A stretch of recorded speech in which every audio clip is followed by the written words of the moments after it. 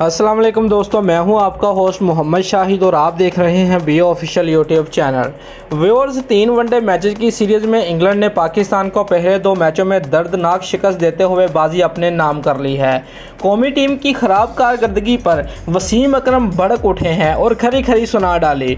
Viewers, तफसीलात के मुताबिक वसीम अकरम ने तबसरा करते हुए कहा कि मैंने पहले ही कह दिया था कि सीरीज़ 3-0 से इंग्लैंड जीतेगा।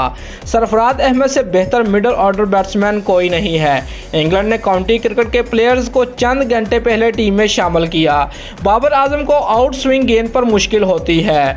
व्यूअर्स, वसीम अकरम का मजीद कहना था कि T20 के प्लेयर्स वनडे और वनडे के प्लेयर्स को T20 खिला रहे हैं। पहले टीम का सिलेक्शन दुरुस्त करें। टीम में कोई एक मैच्योर बैट्समैन नहीं है। शुएब मकसूद को T20 की परफॉर्मेंस पर मुंतखब किया और उसे वनडे मैचेस खिला रहे हैं।